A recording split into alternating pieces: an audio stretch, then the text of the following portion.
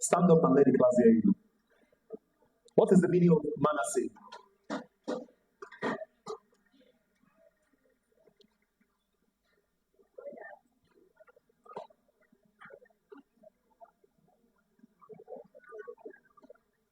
Yes, she said, Manasseh means God has made me forget my afflictions and my father's house. Please don't play with meanings or names in C.R.S. It's very important. So Manasseh means God has made me forget my afflictions and my father's house. Then for Ephraim,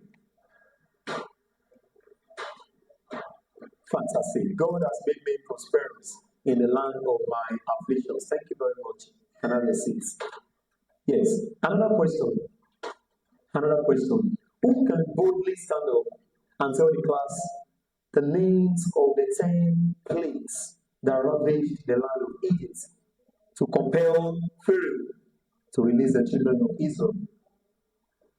The 10 plagues. If you can mention 5, then another set of people can complete the rest. Yes, Caleb is raising his hand.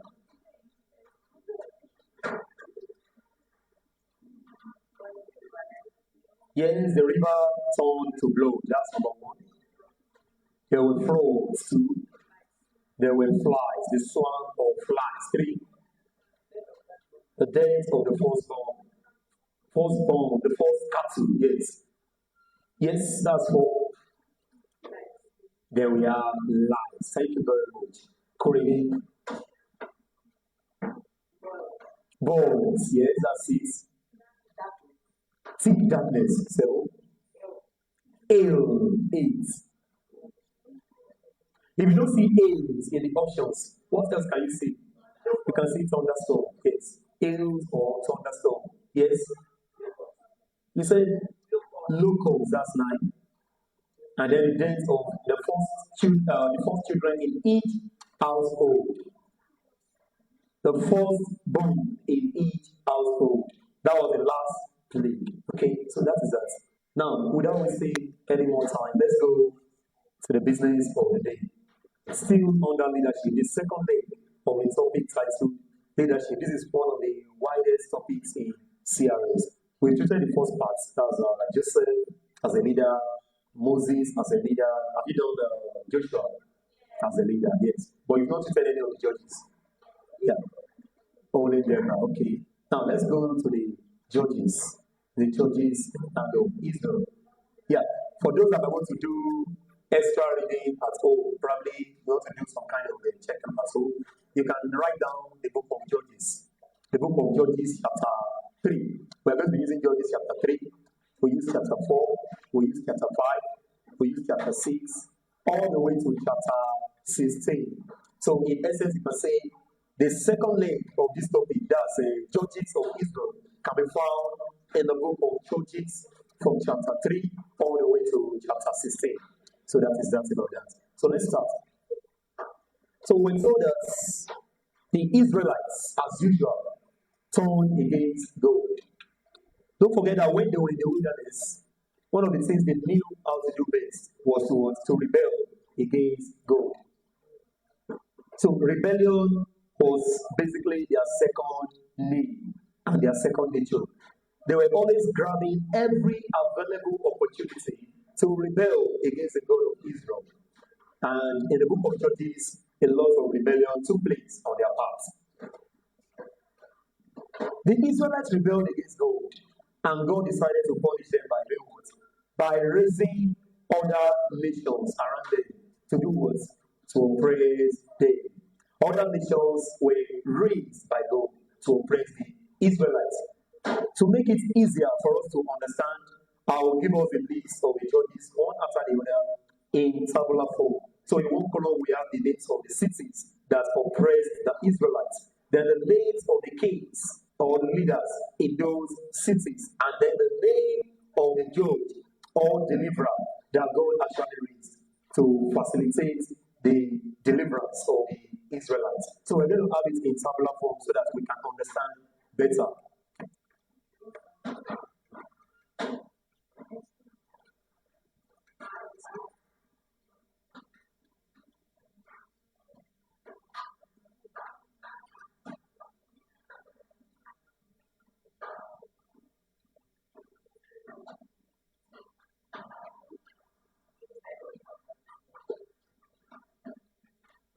cities. Okay.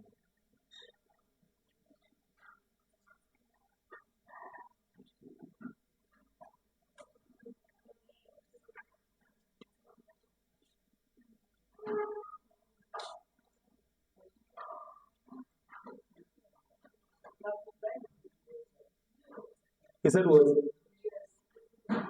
The years. Which years? I haven't said anything on that. Don't worry.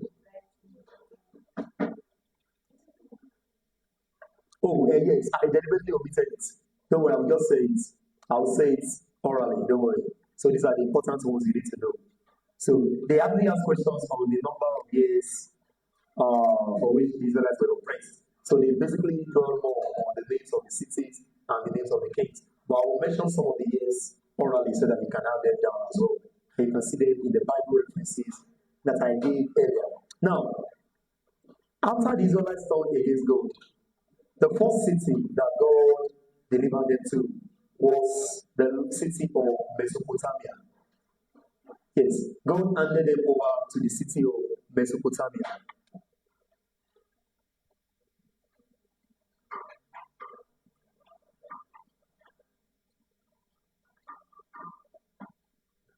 Under the leadership of the king called Kushan.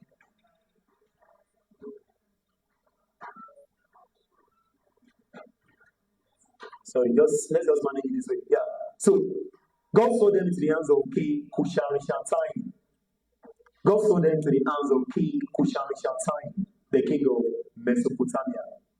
I think this is the second longest name in the Bible, after Mahashala-Ashbash in the book of Isaiah. This is the second longest name in the Bible. So Kushan-Rishathaim was the king of Mesopotamia. God delivered the Israelites to the hands of Kushan-Rishathaim.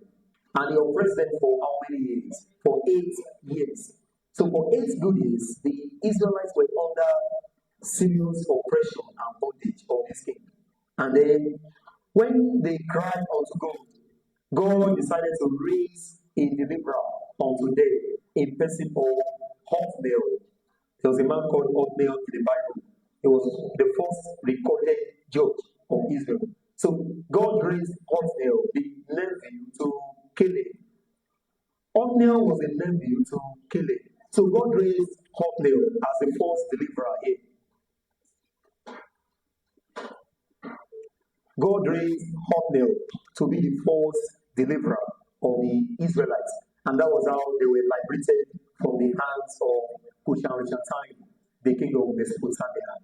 And after enjoying rest for some time, they went into sin again. They went into sin again. And God delivered them to the hands of the Moabites, King Eglon of Moab.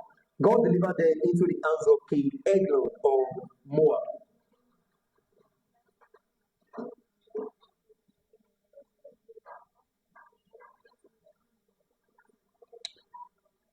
And the Moabites started oppressing the Israelites for close to 18 years. They were oppressing the Israelites. The Israelites were not allowed to enjoy the normal liberty they usually enjoy.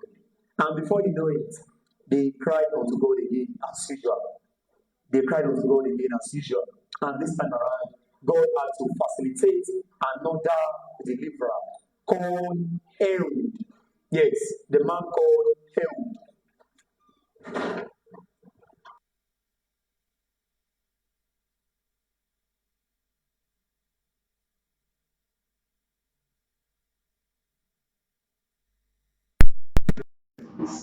You might not see all these things, but you know the fact, in check processes, there are always questions under this thing. Yes. So I know probably some of us might have been using essential C.R.S. to prepare for jam. Why essential C.R.S is good? It is not detailed enough. Essential C.R.S textbook is not detailed enough. There are many topics that are in advanced levels that are not inside essential textbook. So as you are using essential textbook and other textbooks. Make sure you are also trying to check.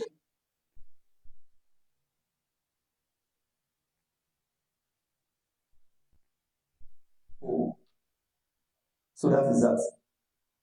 Now, God delivered them through Ehud. The Bible said Ehud had about three different attributes. They said he was a Benjamite.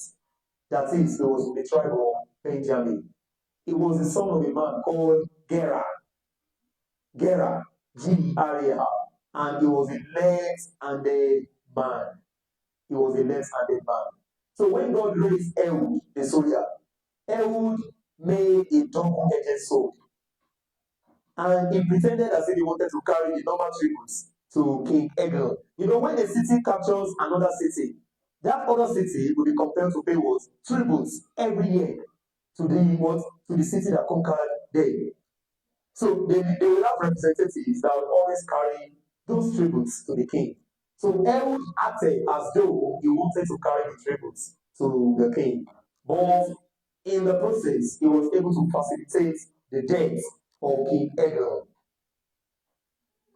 He actually used the double-edged sword to destroy King Eglon, and that was how King Eglon died, and the land of Israel was delivered once again.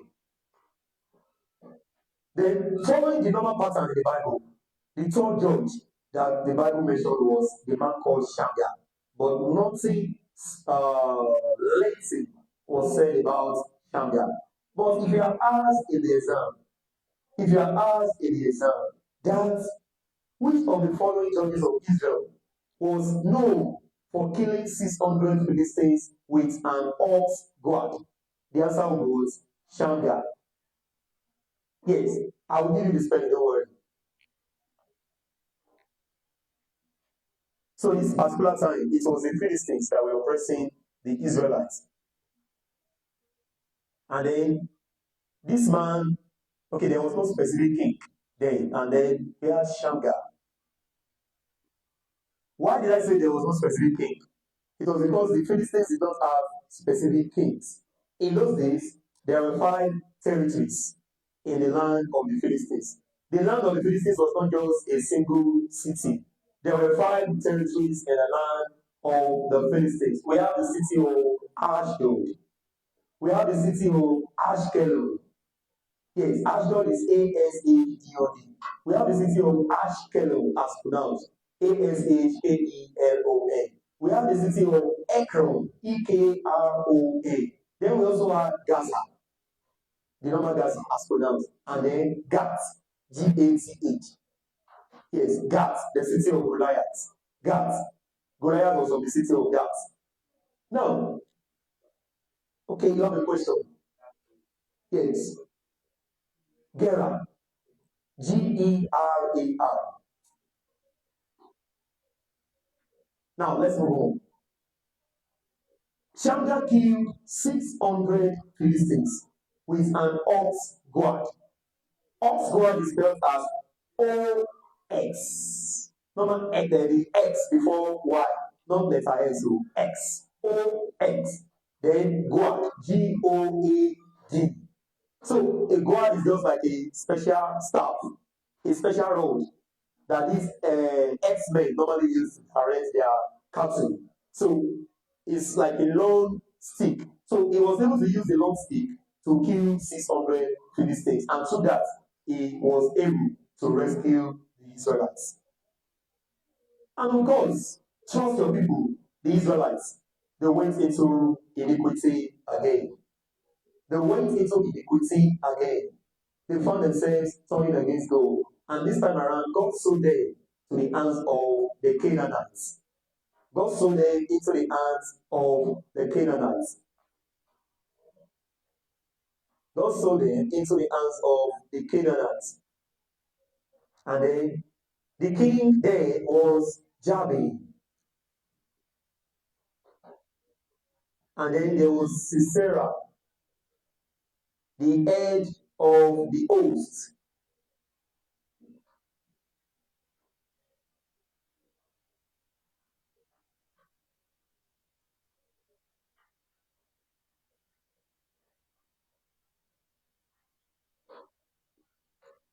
So God sold them to the hands of the Canaanites under the reign of King Jabin. The Bible said this man called Jabin had how many chariots of iron? 900 chariots of iron. Jabin, the king of Canaan, had 900 chariots of iron. And for how many years was he oppressing the Israelites? He was oppressing them for 20 years. That means for 20 years, the Israelites were under slavery. They were under servitude. They were under bondage for 20 years. But then God had to raise a deliverer. Of course, they were always crying unto God. And God had to raise a deliverer for them in person of Deborah.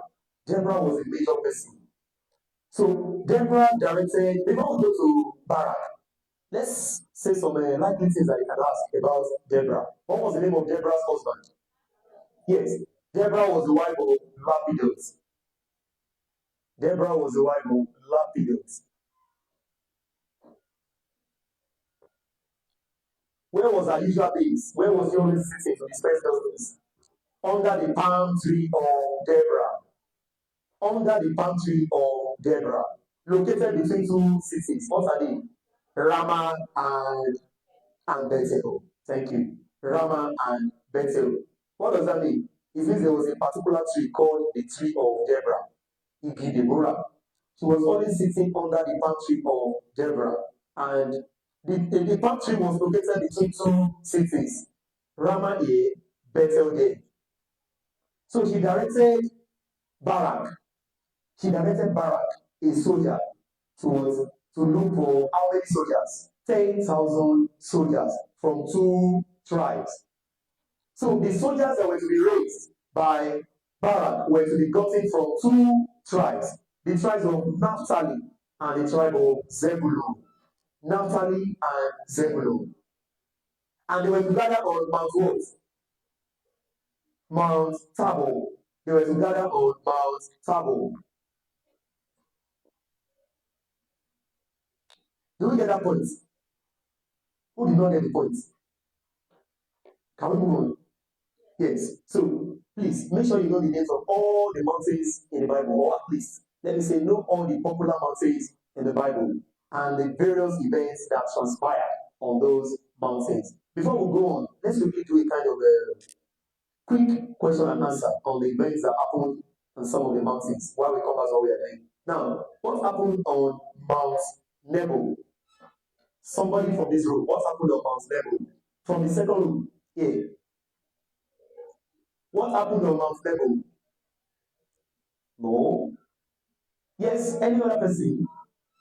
Moses, not Solomon. Moses died on Mount Nebo.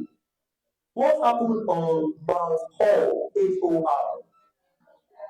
Aaron died on Mount Hor. Please, make sure you are jotting down things I don't know. If there's anything you don't know, don't just listen for fun. Make sure you are jotting these things down so that it will form part of your last minute revision for yourself. So Mount Hor was where Aaron died. What happened on Mount Ararat? That was when the apple were arrested after the rain that fell for how many days? 40 days and 40 nights. What happened on Mount Moriah? He said the third one, Mount Ararat. Ararat. Mount Ararat. That was when the ark of Noah rested after the flood. Mount Ararat. Ararat. Ararat. Then what happened on Mount Moriah? You have a question, okay? Hor, Mount Hor, Hor.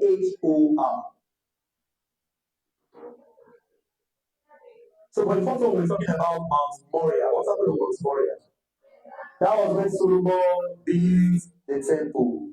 Yes, Solomon built the temple of the Lord on Mount Moriah. Then for the one you were talking about, that you were about to say that was when Abraham was asked to sacrifice Isaac. However, for that passage, the Bible did not say Mount Moriah.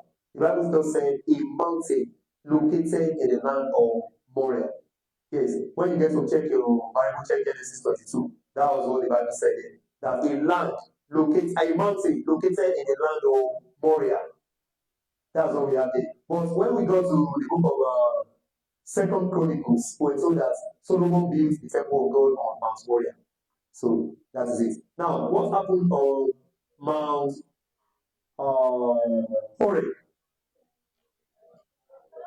That was where Moses saw the burning bush. Apart from that, that was where God spoke to Elijah. Yes, God spoke to Elijah through what? The leadership aspect.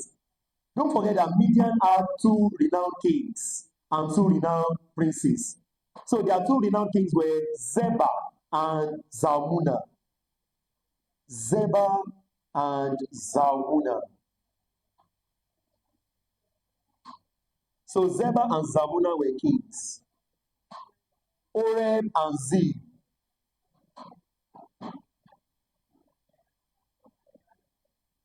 Orem and Zeb were princes.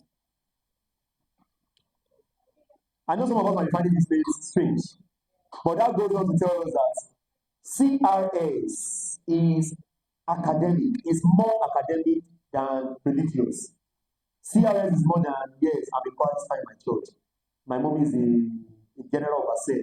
My dad is the chief usher, this and that. C.R.S. is more academic than biblical or than religious.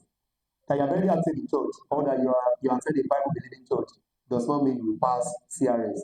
Because one of my friends back then was a Muslim. One of my friends back then was a Muslim and was doing well in C.R.S. than many of the Christian boys in class. Always scoring well in class tests. So there are many things you need to learn in C.R.S. which on a normal day you may not hear from the church. Because I don't think there's any pastor that will want to preach and will go as far as talking about Horeb and Zeb. It's very scarce. So most times you only hear about the basic Christian ethics that you need to live a holy life. So C.R.S. is more academic than you can imagine. C.R.S. is more than Abraham, Moses, and Jacob. It's more than Joseph and Mary, more than the Pharisees, more than Isaac. So there are many things you need to learn in C.R.S. One of them is the dates. You need to learn the dates. You need to learn figures. You need to learn cities. Very important. And you need to learn how to distinguish between similar names. You need to know that there's a difference between Simon and Simeon. Know that there's a difference between Abimelech and Ahimelech. They are different. Know that there's a difference between Abijah, Abijam, and Haida. Hope we know that. Do we know that? They are all different. But don't worry, we'll get there.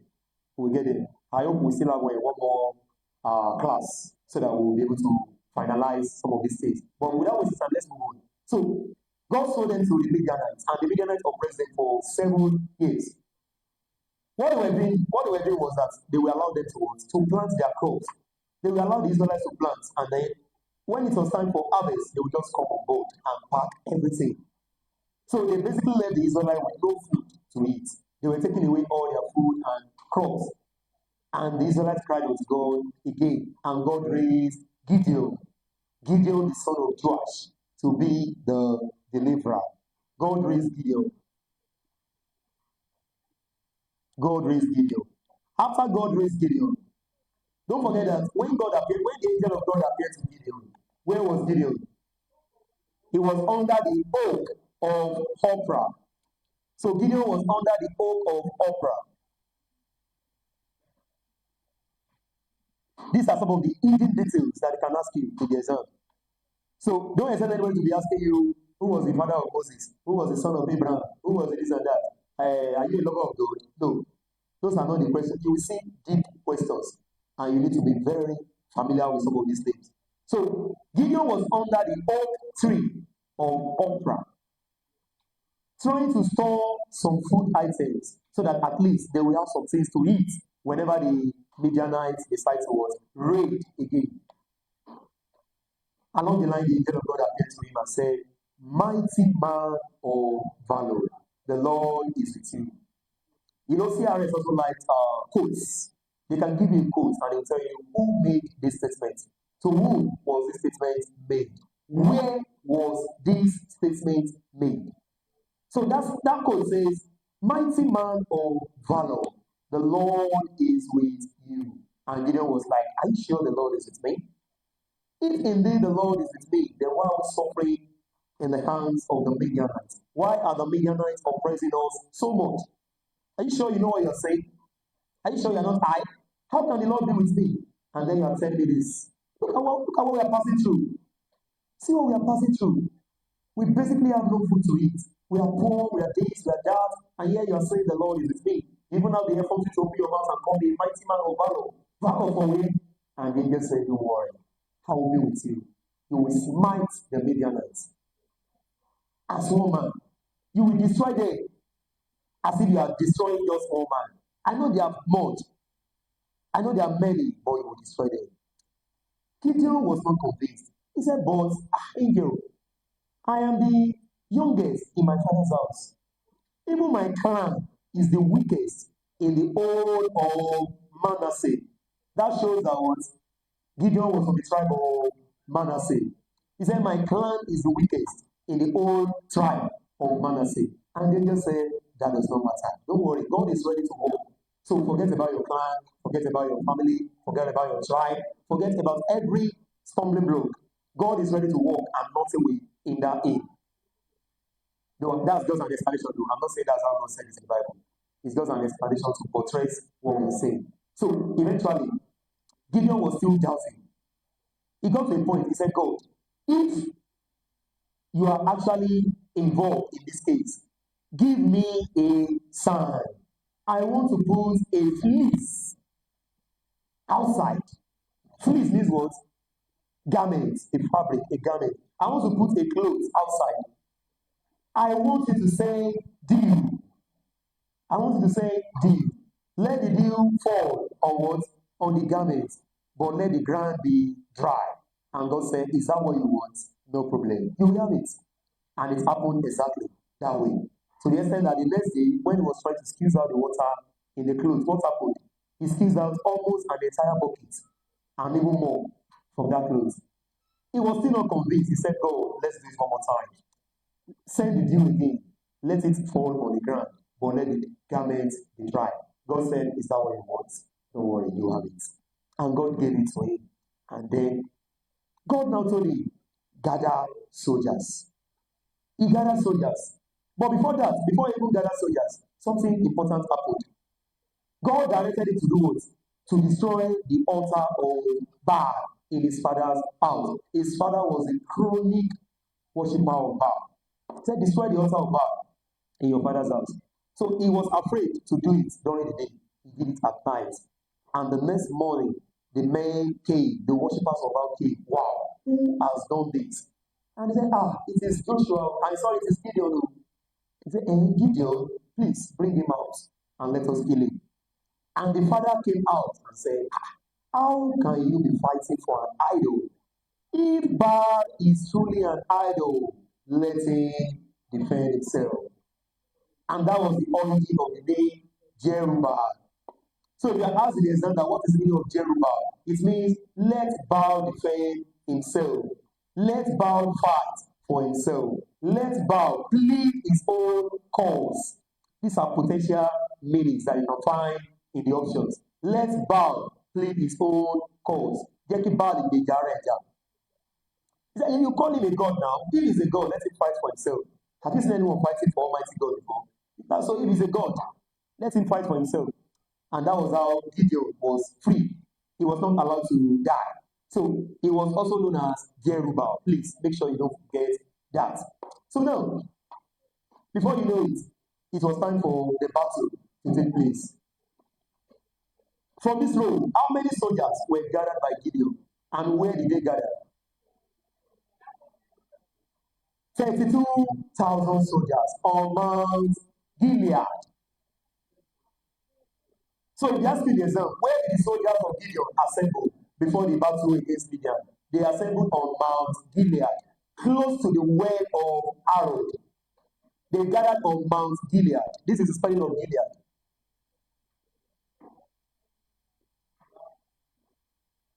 And God said, the men are too much. I don't need up to 32,000 men. Please reduce them. Yes. The well of Arod. The well of Arod. So God said the men are too much. Please help me to reduce them. I don't want to go to the battle with this number of men. Why? Because the Israelites will think their own power and their own might are saved them. I want my majesty. I want my dominion. I want my power to manifest. He said, 32,000 soldiers are too much. So he said, go and tell them, if any one of you is afraid, let him go to his house. And as if they had been praying for that, 22,000 soldiers went home. And they were left with 10,000. God said they were still too much. He said, let us go, take them to the river. Let us conduct a test for them. He said, observe them very well. Look at those that will drink, lapping with their hands. And also look at those that will bow down to drink directly in the water. He said, for those that lap the water with their hands, put them one side. For those that are bowing down to drink, put them on the other side. At the end of the day, 300 men were lapping the water with their hands. And God said, by the hands of these 300, will I deliver the Midianites into your hands. And that was how 300 men went for the battle. If you are asked in the exam that what was the final event that gave Gideon courage to go for the battle, what will you tell them? The dream of the Midianite man and its interpretation. That's the answer.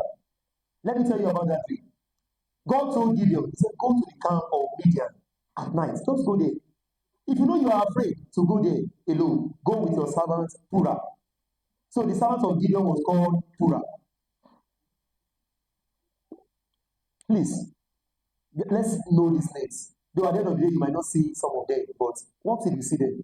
So please, let's not joke with these names. If you know you've not had any of them before, incorporate them into your medulla now. It's very important. So God said, go to the camp with your servant Purah and observe what is going on there. So when they got there, a Midianite man had a dream and was sharing it with his friend. He said, I saw the Midianites who were under a tent. And as we were under that tent, I saw a loaf of barley. Let's just say bread. A loaf of barley tumbling towards the tent, and it landed on the tent. Bah! And the tent crashed. The tent collapsed, and the man said, ha, wala lele. Kilo Shele. He said, this is what? Invasion from Gideon and his camp. There is a problem. And when Gideon had the dream and its interpretation, the first step he took was that A, he jumped up in excitement. B, he ran home to call the other soldiers. C, he worshipped the Lord. D, he offered a sacrifice to the Lord. What was the answer? He worshipped the Lord. He worshipped the Lord. He thanked the Lord that, oh Lord, you know, there are other things in the options that look like the answer. For example, what is that he will pay, immediately. But what he did was that he worshipped the Lord. Of course, he went back home, but he first worshipped the Lord. So he called the other soldiers. They went for the battle, this and that. I don't want to waste too much time on this. Let me go to the basic things now. Gideon went to 2 cities to request for bread while the battle was going on. He entered into the land of Sukkot. He said, please, men of Sukkot, give me bread. We are pursuing King Zelba and King Zalmunna. And the men of Sukkot answered him rudely. They said, have you been able to arrest them? Why do you want us to give you bread? You lazy set of people, go and do your job. Then come back to get bread. And Gideon said, when I come back in victory, you will smell pepper. I will destroy everybody in this land. He left. He went to Penuel. He went to the land of Penuel. He made the same request today, and those ones also answered him exactly the way the men of Sukkot answered. And he said, when I come back in victory, I will pull down your tower. I will destroy the tower in this land. He went for the battle. He was able to catch Zelba and Zalmunna. He killed them. Oreb and Zeb had earlier been killed. Now he killed Zelba and Zalmunna. At the point of death, he asked them a question. He said, those men that you killed back then, how do they look like? He said, they look like you. They are also dressed like you. He said, do you know they are my brothers? He said, I didn't you didn't kill those people. I would not have killed you. He now directed his eldest son to kill them. and the eldest son was afraid because he was a youth at that time. He was afraid of killing elders, and Gideon had to kill the men himself. And he also went back to the two cities to destroy them exactly as he had threatened. And finally, the land of Israel had rest. Gideon later died, leaving 70 sons on earth. So Gideon died, leaving 70 sons on earth. He married many wives, so he died, leaving 70 sons on earth. And after he died, there was another leader that came in to the office indiscriminately. That is, he was not qualified to be the leader. After the death of Gideon, aka Jerubbaal, don't forget that Gideon had a son who was the son of a concubine, Ọmọ Àlè. Hallelujah for Gideon. So the boy was called Abimelech. The boy was called Abimelech.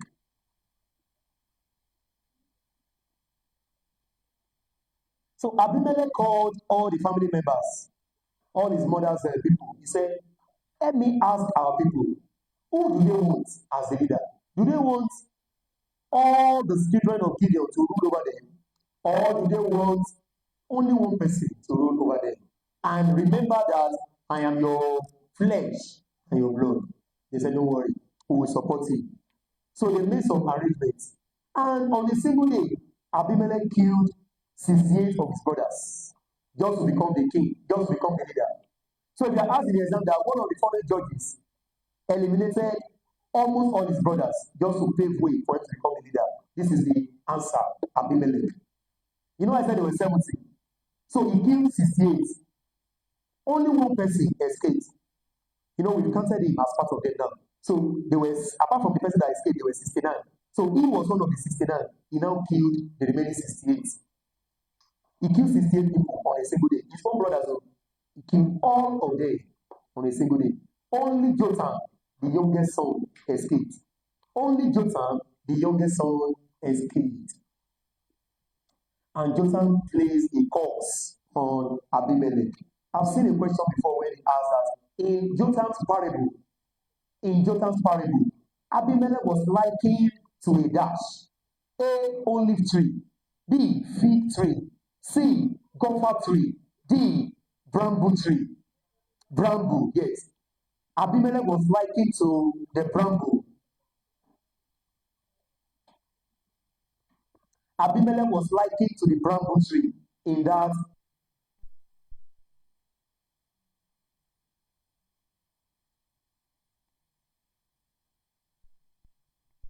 away from the land. Now, Abimelech started peacefully, but when the cause began to manifest, he had a battle against the people of Shechem. He went to fight against the people of Shechem, and in the process, some of them ran. Some of those men ran to Thebes. There was a big building in Thebes. Thebes is Thebez. They ran to Thebes. Sorry, I'm trying to run so that we can cover more ground. So they ran to Thebes. I will give us relevant Bible verses so that you can double check. So they ran to Thebes, and they entered into the Torah. So while in the Torah, the men of Abimelech were unable to gain access into the Torah. So they tried to set fire on that Torah. And as they were planning to do that, what happened? A woman threw a millstone. A woman threw what? A millstone that landed on Abimelech's head and broke his skull into pieces. But before he died, finally, he called his armor bearer. He said, come and kill me. Let it not be a statement. Let it not be a popular saying in future that a woman killed Abimelech. But are we not saying it now? Several years after, are we not saying it now? We are saying it. Come on, who killed Abimelech? All of us will say what? A woman. A woman killed Abimelech. And Abimelech died. He suffered for what he did. How can you kill 68 of your brothers? Even if you are killing 68 goats, by the time you reach number 10, there should be some kind of a sympathy that, but you are killing 68 men. I don't know which one was worse between this guy that killed 68 men and Absalom that raped 10 of his father's concubines on a single day. Slept with 10 of his father's concubines on a single day. We don't know which one is worse. So someone that killed 68 brothers on a single day and someone that raped 10 of his father's wives on a single day. Okay, so that is that about that. So I don't really want us to waste too much time telling too much stories. So I think now, please, perfect silence. Daniela. So this is what we do. This is what we do. I think we should just adopt a kind of question and answer approach. Because if we keep talking too much, we will not cover much ground. But if there's any topic where we need to talk too much, I will do that.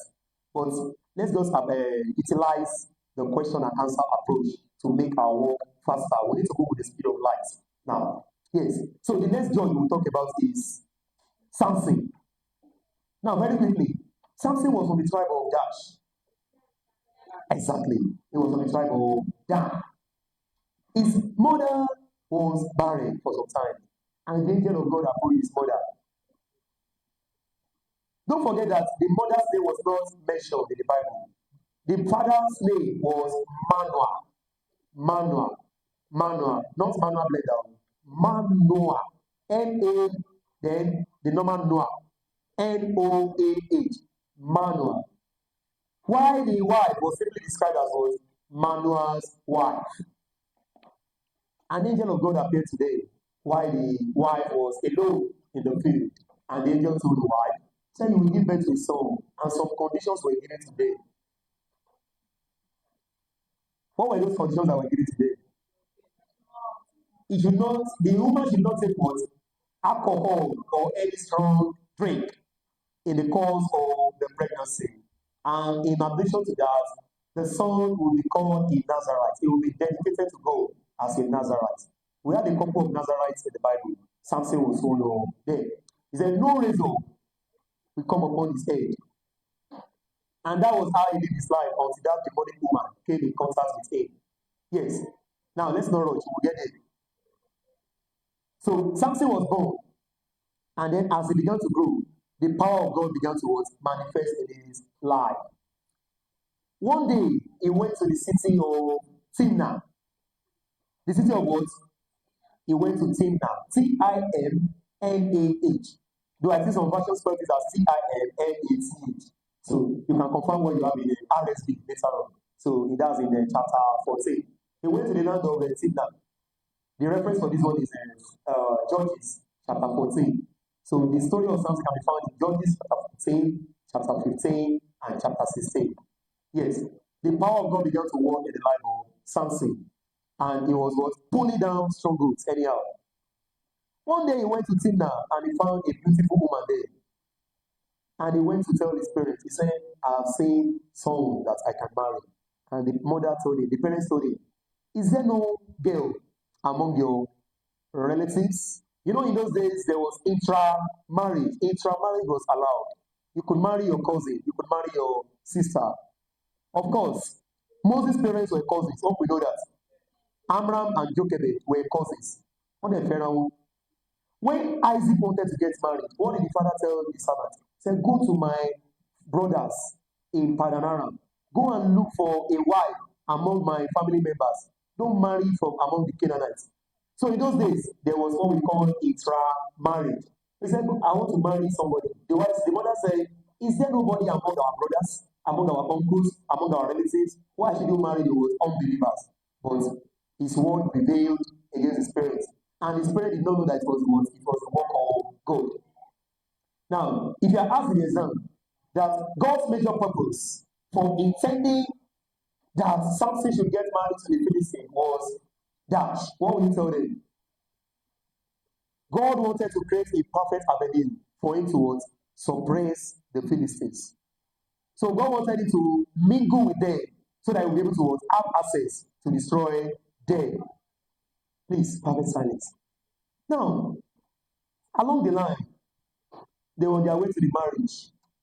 And then the first time they were going, Samson branched away from his parents, saw a young lion in the bush, killed a young lion, And the subsequent time that I was going to that same spot, he saw the carcass of the lion. What's the meaning of carcass? The dead body. He saw the carcass of the lion, and he saw honey on the lion. He took part of the honey, ate the honey, gave some to his parents, and they ate. And when the wedding ceremony started, when the engagement ceremony started, how many companions were arranged for Samson? 30 companions. Were they Philistines or were they Israelites? They were Philistines. 30 Philistines were arranged to serve as his what? Companion. Today we call those companions men in Ankara, men in Dansiki, men in Agbada, Besman, this and that. So 30 people were chosen. And then Samson now gave them what? A riddle. You need to know this riddle. Samson gave them a riddle. If you know the riddle, please, you can write it down. He gave them the riddle. He said they should look for the answer. This is the riddle. Out of the eater came forth meat. Out of the eater came forth meat. Out of the eater came forth meat. Out of the eater. E-A-T-E-R. Out of the eater came forth meat. Then you can put a semicolon or comma anyone. Out of the strong came forth sweetness. Out of the strong came forth sweetness. How many days did he give them to get the answers? He gave them about 3 days. He said, go and come back with the answer. And the men went, and what was the promised reward? He said he would give them 1 garment each. So that is, if they are able to get it, he will give them 30. They will share it among themselves, 1. So now, they went away. And out of anger, they went to meet Samson's bride. He said, ask your husband to give us the answer to this riddle. Otherwise, we will destroy you and your father. Otherwise, we will destroy you and your family. He said, have you invited us to your wedding to make us war? This and that. And the woman started crying every day. Hey, Samson, tell me the answer. Hey, if you love me, tell me the answer. Samson did not tell her. But he got to a point. She used the power of women. She used the power of women. You know, when women start crying, you begin to feel like a demon. Yes. When women start crying beside you, you begin to feel like a demon. So I guess Brother Samson was probably feeling like a demon that, oh my goodness, so he told her the answer, and she quickly told her family members. And they came back with confidence to supply the answer as if they were the ones that got it. So what is the answer? The answer is this. What is sweeter than honey? And what is stronger than a lion? What is sweeter than honey? And what is stronger than a lion? What is sweeter than honey? And what is stronger than a lion? And Samson realized that they must have cheated. He said, if you have not cheated, you wouldn't have been able to get the answer. And the Spirit of God came upon him. And like a madman, he went to the city of Ashkelon. And he saw 30 men just walking by the roadside. They didn't offend him. And he just killed them and collected their garments. Is that not madness? The power of God was upon his life, but he was using it like a mad man. He collected their clothes. Imagine, you were walking on the road, and then someone just came and he started killing everybody. 30 men without offending him. And he collected their garments, gave them to those men that got the answer. And then he angrily left the venue of the wedding. He went back to his own town. Then in chapter 15, what happened? He came back again. He came back again. He asked of his father-in-law, good morning, sir. Hey, yes, sir. Well done, sir. I'm looking for my babe. He said, babe? Which babe? Any, fellow me. We've given your babe to somebody else. And we thought you didn't like her now. We've given her to one of your companions. Only what? How dare you?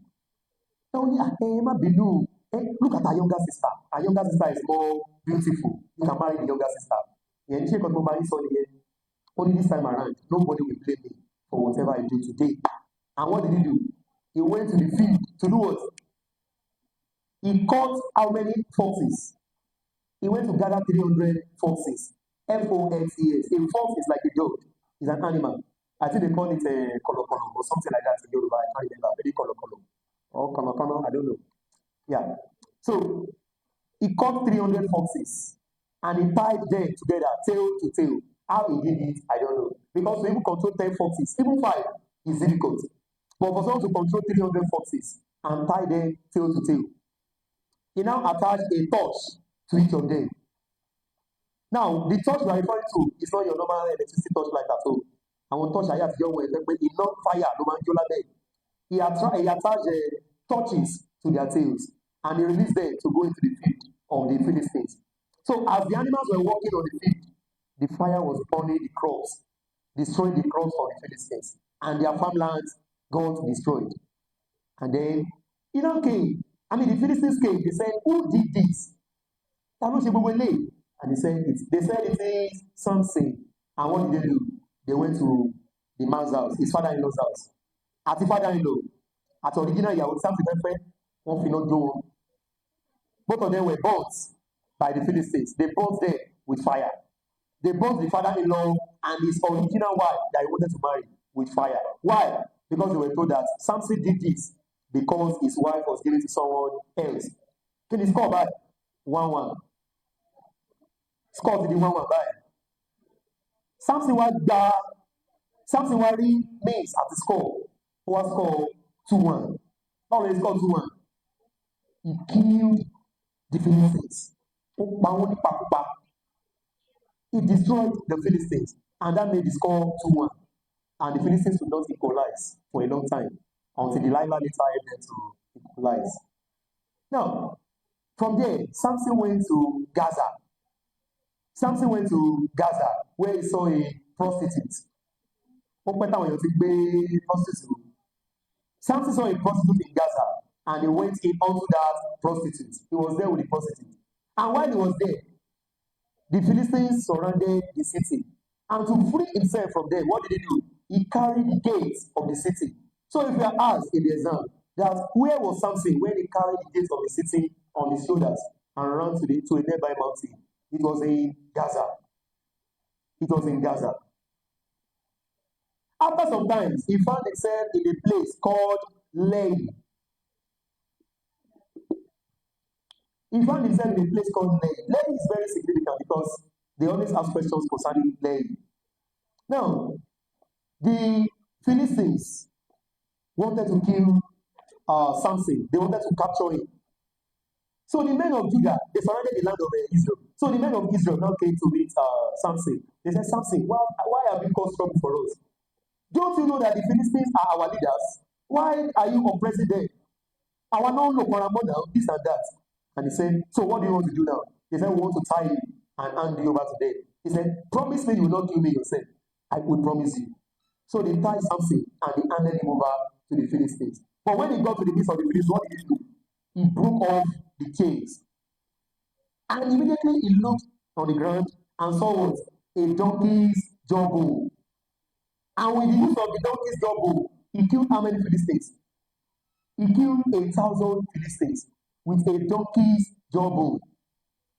Samson killed 1,000 Philistines with a donkey's jawbone at Lehi. And after the great victory, he was thirsty.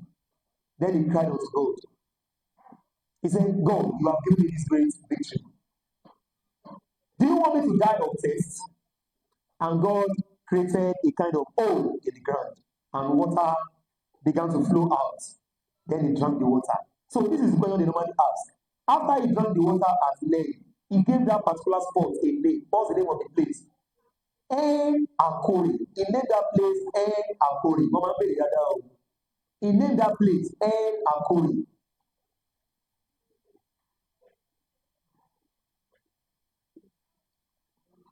So while at Lehi, Samson named a particular hole through which God gave him water En Akori. So that is that about that. And finally, under Samson found himself at the valley of Sorek. He found himself at the valley of Sorek. This is Sorek. So when he got to Sorek, he saw Mommy Champion, Mommy Destiny Destroyer, Mommy Glory Aborter, called Delilah. Women, why? Women, why? Women, why? It's not your fault. Okay. Now, so he met his Waterloo finally here. He finally met his match here. Ó pàdé ọ̀gá ẹ̀. Ó pàdé ẹni tó jùlọ. So the Philistines saw the kind of closeness between Samson and Delilah. Then they came to Delilah. They said, Big mommy, help us. Try to get the secrets of your husband's power. And we'll give you what? What was the gift they promised to give Delilah? 1,100. Bible don't call 1,100, but in today's way of pronunciation, we call it 1,100. So which of us we give you 1,100 pieces of silver? Tó bá lè bá wa gẹ́tì secret agbára ẹ̀, we will give you 1,100 pieces of silver. So Delilah started the business immediately. The first thing she did, she went to meet Samson. He said, Samson, tell me the secret of your power, this and that. Samson said, if you tie me with 7 words, if you tie me with 7 new ropes, I will become as weak as any other man. And Delilah purchased 7 new ropes and tied him down. And while he was asleep, she suddenly shouted, Samson, Samson, the Philistines are here, the Philistines are here. And he stood up and shook off everything. We are come and catch me now. And that was how round 1 failed. And she became angry. Why are you deceiving me? Only sorry, my baby. Let me tell you the truth now. If you tie me with 7 fresh, wet ropes that have never been used, that have never been dried, then I will become weak. Also, know why again? She went to get the 7 wet ropes again and tied him with them. And as he was sleeping, she shouted again, Samson, they are here. Samson, they are here. Samson, they are here. He stood up again and shook everything off 2-0. She was like, but Samson, it's not good now. You know, women. When it's not good now, and you're saying you love me, and this and that, do you really love me? Only let me tell you now. If you shave off the 7 locks of my head, I will become weak. Also shave my off. Not the full hair, the 7 locks. When Samson, the Philistines are here, he shook the power off again. Demonstrated instead. 3-0. Oh my God, how can you prove to me that you love me? You have deceived me 3 times. How do you want to prove to me that you love me? And then, Omigel of his camp, Brother Samson. Omigel of his camp, Brother Samson. Brother Samson, when he called my bed. You know I have been a Nazarite from my bed. Now, the best way to get me, how will you be telling your enemy the best way to get me? Only the best way to get me is to what? To shave off my hair and I'll become weak. At that point, ó rí pé ọ̀rọ̀ tó sọ yẹn wà deep pé ó dà pé òótọ́ lélẹ̀. This is likely the truth. She now called her brethren. Oh yeah, my people, come home. It's like she has divulged the secret. He has divulged the secret now. And then those people came with money. And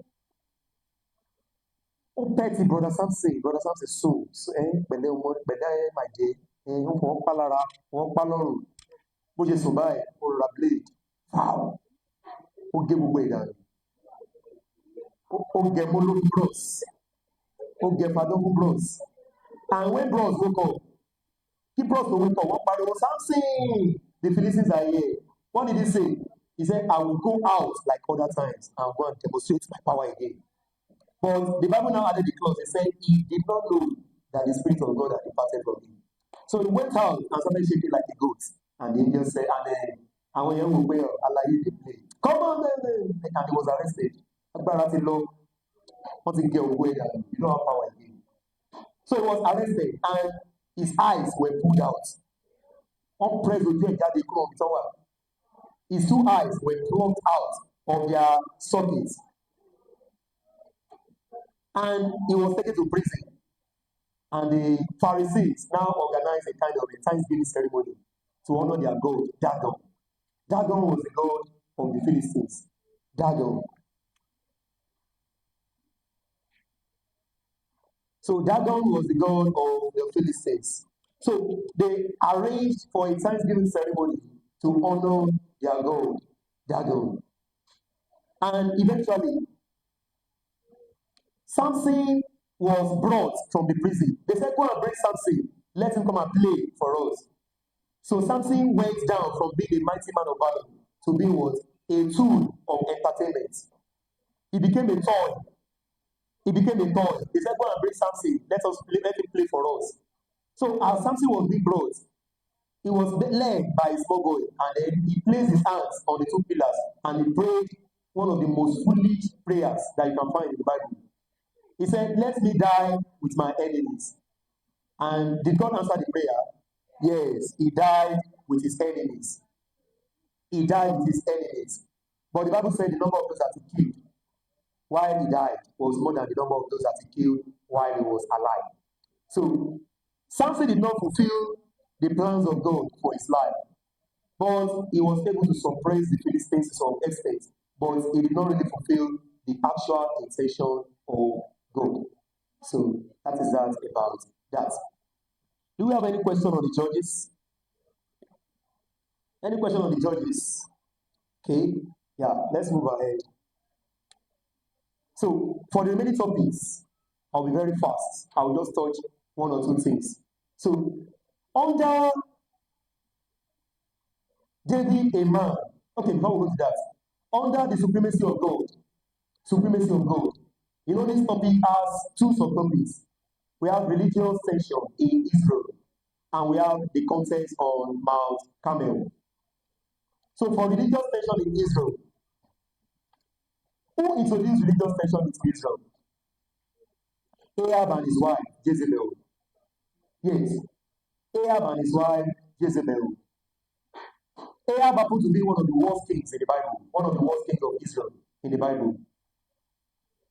And he got married to Jezebel, a foreigner. Meanwhile, God already gave them a special instruction that they should not get married to foreign women. But unfortunately, Ahab did exactly that. Ahab did exactly that. And he found himself a problem. Now, the tension in the land was so much because of what? Idolatry. Jezebel introduced the worship of Baal and Asherah into the land of Israel. So Jezebel introduced the worship of Baal and Asherah. So the prophets of Baal were 450, while the prophets of Asherah were 400 in number. So Asherah had 400 prophets, while Baal had 450 prophets. The idolatry in the land was so much to the extent that the prophet of the Lord called Elijah, Prophet Elijah, had to declare a drought for how many years? For 3.5 years. For 3.5 years. So Prophet Elijah declared a drought in the land for 3.5 years. He said, for the next 3.5 years, there shall be no rain or dew, except by my word. So he locked the heavens. He locked the heavens. He locked the heavens. And there was no rain. There was no dew for 3 years and 6 months. Elijah had to run away from the land. God made alternative arrangement for him. God told him to go to Brook what? Brook Cherries. God told Elijah to go to Brook Cherries.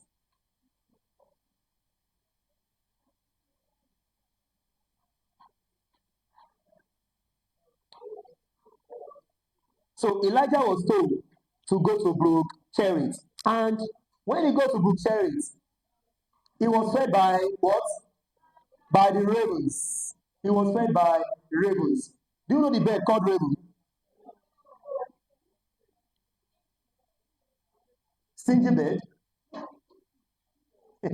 So he was fed by ravens and he was drinking water from the brook. But eventually the brook dried up and he had to what? Eat. So God had to send him to Zarephath. Please, are we getting the key things now? Hope you are not too fast. Of course, we don't even have any choice. We have to be fast, but just try to get some things down. So he was asked to go to Zarephath. God said, "Go to Zarephath. I have arranged for a woman to get you food." So he went to Zarephath. Unfortunately, or should I say fortunately, when he saw the woman was gathering sticks, preparing to cook her last meal. And the prophet told her, "Get me a cup of water." And when she was about to get the water, the prophet said, "Come back, get me a morsel of bread." And at this point, the woman was like, "Ah, ẹ wo, ṣé ẹni tó mi yẹn kò sí wàhálà o. Bọ́lá ìdáwà bèrè báyìí wà lágbára o. Where do you want? This is the last meal I have at home now. I want to see that I'm gathering sticks. I want to go and prepare my last meal so that we'll eat it. I will eat my son and we'll die." And the prophet of God said, "Do not be afraid. Go and cook the last meal like you have said. But make sure you prepare me my own meal." If it has to be the Nigerian women, wọ́n ní irú àwọn wòlíì sọnù wo lélẹ̀, irú àwọn wòlíì èké wo lélẹ̀. But the woman was patient. If it has to be you, if it has to be some of us, from that point of asking for water, ti change your food. Yeah. Only come, mommy, get me a cup of water. Àti omi tẹ pọ̀ sílé mi àbí. Omi tẹ pọ̀ sílé àbí. Èló ló ta pure water, tẹ́lẹ̀ lọ́ra pure water pé ẹ̀yin wòlíì tálákà wòlíì oníṣẹ́. So a typical Nigerian woman will not even allow the prophet to go to the extent of asking for bread. From the point of water, they will have given you hot. They will give you back to back. They will savage you back to back. And then, so the woman did as the prophet told her. And what was the promise of God for the woman? God said the container of food will never was dry up until rain comes again. And it was so. Don't forget that the woman lost her son. And it took the intervention of Prophet Elijah to bring the boy back to life. Now, while this was going on, a serious issue was going on at home in Samaria. What was the serious issue? Hunger, perpetual hunger.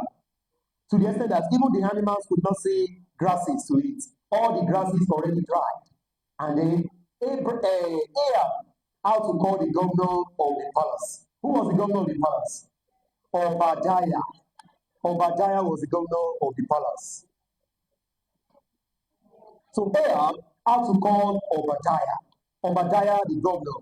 Obadiah a secret lover of God. Are we together? Obadiah was a secret lover of God. He was practicing a godly lifestyle, but he had to keep it from the Jagulabis, because the Jagulabis must not be aware of that. Otherwise, they will kill him. Because in those days, it became a duty for Jezebel to kill and slaughter all the prophets of Jehovah. All the prophets of Jehovah were being killed by Jezebel.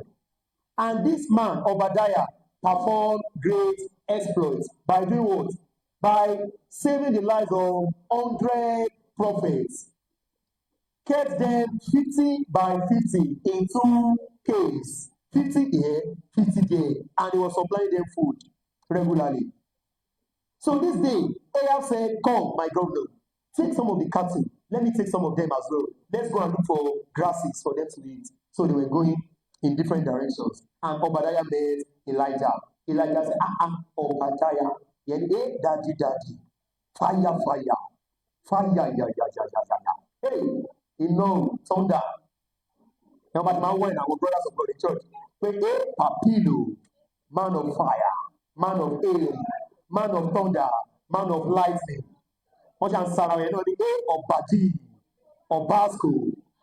And then that one now said, "Go and tell Ahab that Elijah is here." Hear the words. I should not tell Ahab that Elijah is here. And after I must have done, the Spirit of God will carry me away.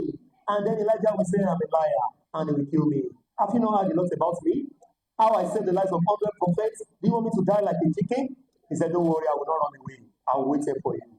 And the prophet of God, the man, Obadiah, went to call Ahab. Please, can we have a very quiet class, please? Please, perfect silence. Perfect silence. Now, Probably I will have to say some of the odds. Don't think because we are live, I can't say the odds. I will say the odds too. And I will go a step further by turning the camera towards your direction, so that everyone can see you that well. You don't have any plan for your exams. You are just there to make noise. Yeah. Now, the king came and he said, wow, are you the one that is troubling Israel? And Elijah answered in form of a servant, only I am not the one troubling Israel. It is your father's house that is troubling Israel. You and your father's house are the troublers of Israel. You know, in Yoruba, only because of me, ṣé ìwọ náà sọ pé ó lè ń dàrú ó ní rárá àwọn baba ńlá ẹ àwọn èèyàn ilé àwọn olórí wọn dàrú ó ní it is your father's house àwọn ló ń bá sọ̀rọ̀ kì í ṣe èmi ló ń bá sọ̀rọ̀. He said, am I not the only prophet of God in the land?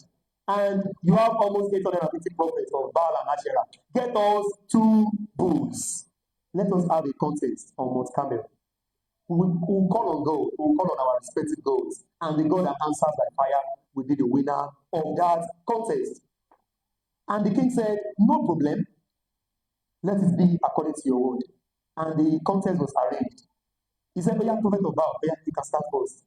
So they started first, and they were shouting all day, Baal, Baal, Baal, answer us.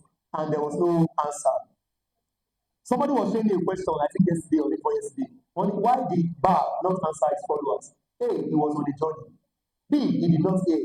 C, he was sleeping. D, none of the above. What's the answer? He did not hear. But when they say like that, so probably he was on a journey or he was asleep. Only shout louder. And they were shouting. They almost became mad. Why? They took what? They took some metals. They started cutting themselves, and the blood was gushing out. Is that not madness? From morning till evening.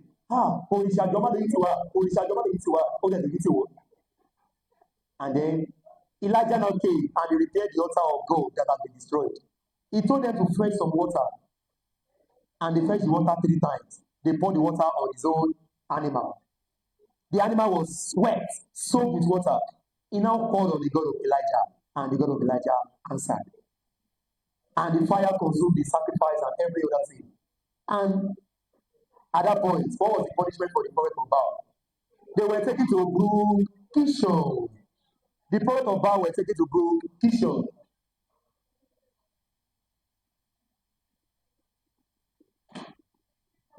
They were taken to Brook Kishon, where they were killed. And immediately they were killed at Brook Kishon. What happened? Elijah now turned to his Elijah then prayed for what? For rain to come again. You know, don't forget that he ceased rain for 3.5 years. It is very easy to do evil, but to ensure or to bring about restoration is very difficult. Are we together? It is easy to perpetuate evil, but it is not easy to reverse it. It's easy to make somebody run mad, but to get the remedy that will make the person normal again is difficult. It is easy to pray and say, Olúwa, bí mo ṣe wo lágbájá ọmọ lágbájá, Olúwa jẹ́ káyé rẹ̀ sí bàjẹ́ látòní lọ, this and that. But ó wá bẹ́ẹ̀ later, I'm very sorry. Wàá gba ṣẹ́gi àdúrà káyé ẹ̀jẹ̀ tó lè dá again. It's easy to place a curse on someone and the curse will manifest, but to reverse it is going to be very difficult. So look at the prayer that the man of God prayed before rain came. He was sending his servants, oh yeah, go and check, go and observe. I did not see anything. I didn't see any sign.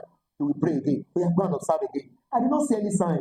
Then after going there for some time, he now came back. He said, I saw a cloud like the shape of a man's hand. And then he now told King Ahab, the prophet told Ahab, he said, Ahab, arise and go to your house. I can hear the sound of abundant rain.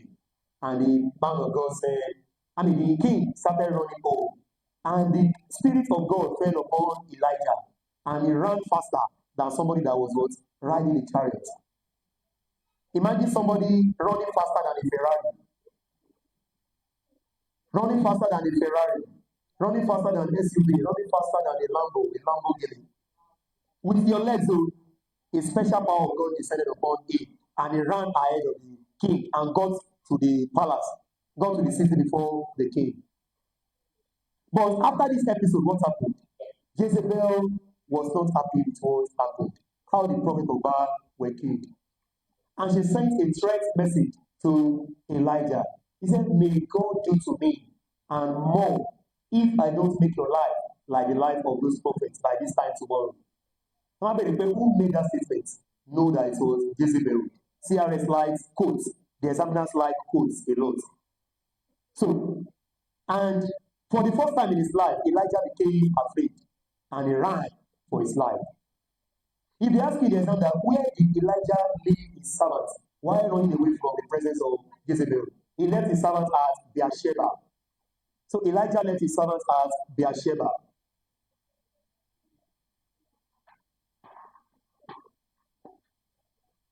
Then he himself went on a day journey into the wilderness where he sat under a juniper tree. So you may also be asked that under which tree did he sit? A, juniper tree, B, poplar tree, C, oak tree, D, maple tree. It is juniper tree. Elijah sat under the juniper tree. Juniper, Juniper, the juniper tree. So thereafter, what happened thereafter? He was lamenting. He said, Lord, take my life. Lord, take my life. I've seen that person before. They gave that quote, Lord, take my life, for I am not better than my forefathers. Who made this statement? It was made by Elijah. During which occasion was it made? While he was fleeing or running from the presence of Jezebel. An angel of God appeared to him while he was sleeping under the juniper tree and said, Mr. Man, arise and eat. Then he ate and he drank. He slept again. The angel came back. Second place. Arise and eat. He ate. He said, for the journey ahead of you is great. So he ate. And with the strength of that food, he didn't eat anything again for the next 40 days. So he went on a 40 days journey. He trekked for 40 days into the world. To the mountain of the Lord. He traveled for 40 days to the mountain of the Lord. Which mountain do we call the mountain of the Lord? Mount Oreb. Yes, Mount Oreb was called the mountain of the Lord. So Elijah was counted among the few individuals that fasted for 40 days and 40 nights in the Bible. The other person was Jesus Christ, and then another person was Moses. Moses did not eat for 40 days and 40 nights while he was on the mountain receiving the 10 commandments from the Lord. So when Elijah arrived, there was a fire, but God was not in the fire. There was a whirlwind. God was not in the whirlwind. Until when there was a small still voice. That was when God spoke. And then God said, why are you here, Elijah? Elijah said, I've been zealous for the Lord, this and that. And the Israelites have been desecrating your altar. They've been trying to pull down your altars. They've killed your prophets. I'm the only one that is left. And they want to kill me. Oloni, Begebe, you are not the only one. I have thousands of people that have not bowed down to worship Baal in that land. How do you want to why did you want to call you are not the only prophet in the land. There are many holy people in the land. There are many righteous people in the land. Mr. Man, you are not the only one. At that point, God saw that Elijah's power was beginning to fail. God said, go and anoint the following people for me. He said, number one, anoint Elisha to replace you. Anoint who? Elisha to replace you. Then anoint Jehu to be the new king of Israel. Jehu, Jehu. Anoint Jehu to be the new king of Israel. Then anoint Azael to be the new king of Syria. So God gave him 3 special assignments. Anoint Elisha, anoint Jehu, anoint Azael. Azael is H-E-Z-E-E-L. Though they can never ask that one anyway. But at least know that Elisha and Jehu. Yes. So now, moving ahead. Eventually, God told him to carry out those assignments. And he went on with the assignments. And let me not really talk too much about other things because they are not so significant. Now, let me come to the second leg of, let me just simply grab this opportunity to talk about Elijah's experience with the servant of Isaiah. Elijah's experience, also is it Azariah or Azariah? That should be Azariah, the son of Ahab. Yes, in the book of 1 Kings. The book of 1 Kings, chapter 1. So Ahab died. Okay, maybe before I tell you about that, I think it's important for me to tell you about Ramoth Gilead as well. Or do we know Ramoth Gilead? Do we know about the case of Ramoth Gilead? We shouldn't bother about it, right? Okay. So why Ahab was still alive? Because they are always asking questions from it occasionally, and we never can tell. So the battle of Ramoth Gilead. This is the spelling of Ramoth Gilead.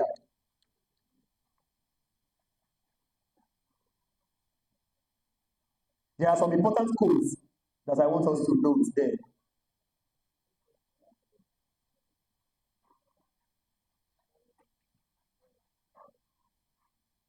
One day, Ahab called one of his servants. He called his servants. He said, "Do you know that the land of Ramoth Gilead belongs to us as Israelites, and we have not done anything about it? The Syrians have been using the land for several years. Let us go and fight against them and collect our land." And then Ahab said,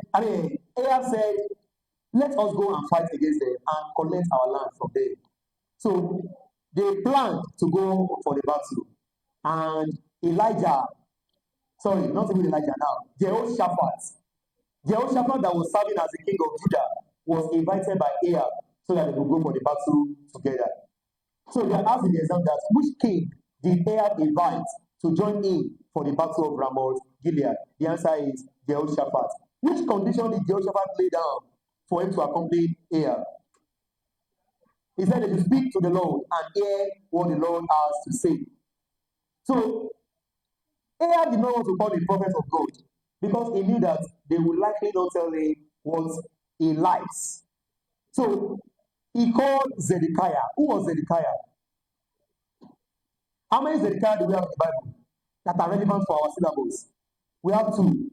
So we have Zedekiah the king that was captured by the Babylonians under the topic title The Fall of Judah. And we also have the Zedekiah that was the head of the prophet of Baal. So now, Ahab decided to call Zedekiah a false prophet. And all the prophets of Baal came with him. And they were prophesying positively. They said, "Oh, you king, you can go. Oh, you king, you can go. The Lord will give you victory. Go, king. Victory is certain." But then what happened? Jehoshaphat was not convinced. He said, "But don't you have a reasonable person, like a prophet of God? I don't mean understand the way that's a prophet of God that can tell us the truth." And then Ahab now said, "There's a prophet of God. There's a prophet of God. It's just that I don't like him." King, what happened? He said he's always telling me wrong things, negative things. He doesn't tell me good things in his life. And then but king, don't say that now. Let's call him. So they called him, and he told them the plain truth. He said they would die. He said, "Don't go for the battle." Who was the prophet? Yes, Micaiah. Prophet Micaiah.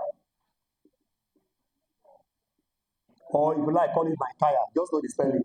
Micaiah, just know the spelling. So Prophet Micaiah was invited. He told them the plain truth, which Ahab did not want to hear.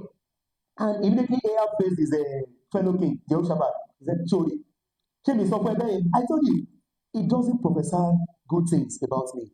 He's always saying negative things." And he decided to imprison Micaiah.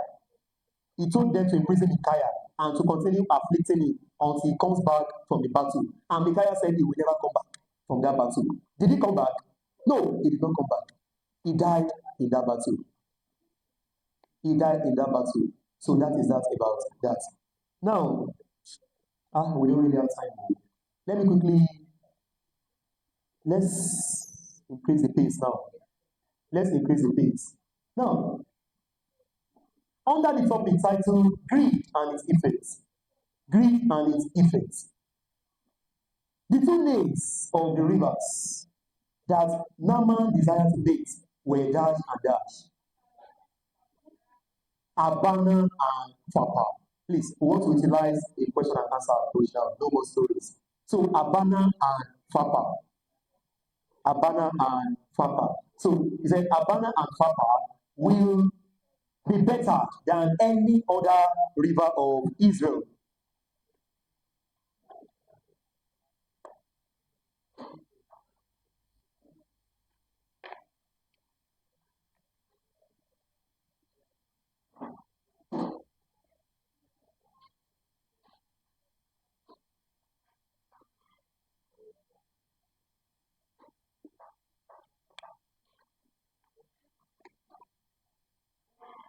Now, why was Naboth reluctant to give Ahab his land, his vineyard? Yes, it was his other's inheritance. It was a generational inheritance, a generational heritage. He said, may God forbid that I will give you the inheritance of my fathers. Yes. And what was the outcome? He was killed brutally. He was brutally killed. Now, listen to this statement and tell me who made the statement and to whom the statement was made. Is there no God in Israel? Why should you go and inquire of Baal, the god of Ekron? This statement was made by Dash to Dash. Listen again. Is there no God in Israel? Why should you go and inquire of the prophet of Baal, or of Baal, the god of Ekron? Well, let me tell you that part very quickly. After the death of Ahab, his son became the next king. I think Isaiah or Azariah. Confirmed from 1 Kings chapter 1 when you are less busy. So the king, the son of Ahab became the next king. And in the process, he was walking in his house one day. And then he fell from an upper window and was severely injured. He now called his servants. He said, go to Baal, the god of Ekron, and ask. No, they call that god Baal-zebub in full. He said, go to Baal-zebub, the god of Ekron.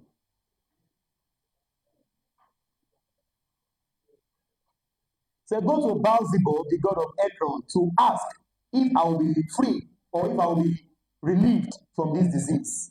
And they were going. They were on their way to the shrine of that god. And God told Elijah, go and meet those men and tell them, is there no God in Israel? Why are they going to the house of a prophet, of a God? Is there no God in the land of Israel again? So Elijah stood on a mountain. Elijah stood on a mountain and he saw the men passing by. Then he called them. He said, go back, go and tell your master, is there no God in Israel? And the men turned back.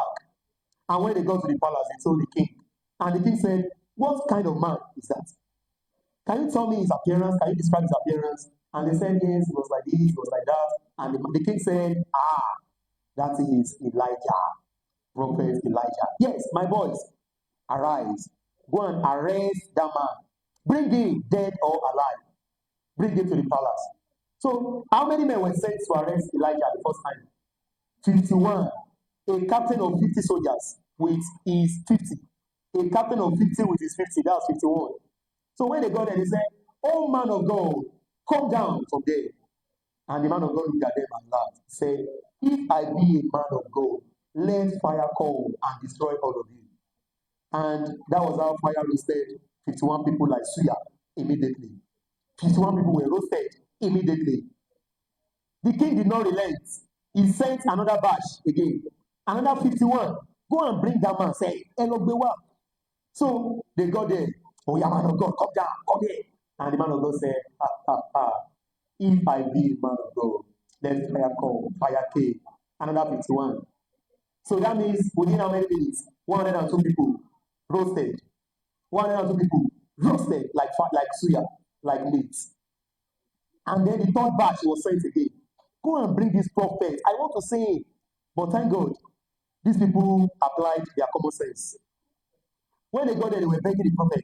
Daddy, one day, wọn ò ní fojú sunkún yín bẹ́ẹ̀ jọ ẹ bá sọ kalẹ̀ ọmọ mi ṣe wọn kò sí ní ẹjọ́ ẹ má jẹ́ kí iná jó mi báyìí ìkan náà máa wọ fóyè lẹ́sẹ̀ kò sẹ́ni tá máa sanwó sùn ẹjọ́ ẹ bá mi sọ kalẹ̀. And Elijah said, yes, you are just talking. And God said, go, see, do not be afraid. And he went. And when he got to the palace, he told the king, oh Ogbeni, why are you sending people to the fire, to the shrine? of a God. Is there no God in Israel? You will not recover from that sickness. You will die. And he died. The king died. So that is just that. That was where the statement arose. Is there no God in Israel? Why are you going to Baal-zebub, the god of Ekron? So that is that about that. Very quickly from the topic titled Parental Responsibility.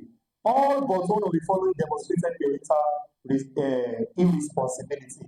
A. Ezekiah. B. Asa. C. Samuel. D. David. Is always Asa. Yes.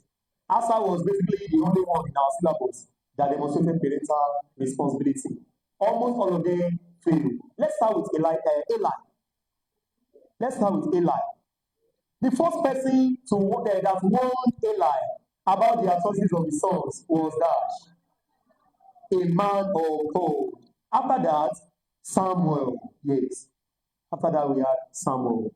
Now, after the dedication of Samuel unto God, God visited Anna with how many children? 5 additional children. Yes. 5 additional children. During the battle between the Israelites and the Philistines that led to the deaths of Ophni and Phinehas, the Israelites camped as Dash, and the Philistines camped as Dash. Ibo na also has one camp see. Israel camped at Ebenezer. Israel camped their soldiers at Ebenezer. Where did the Philistines camp their soldiers? They camped their soldiers at Aphek. Aphek. Some might be wondering that are these things necessary? They are necessary. Yes, they are very necessary. Eli broke his neck and died after hearing of the fact that the Ark of Covenant had been captured. For how long was he serving as a priest in the land of Israel? Eli served as a priest for 40 years. Now, quickly, let me tell us the offenses of Eli's sons. We are trying to manage our time. So, through various means, we try to cover important points. So, the 3 offenses of the sons of Eli.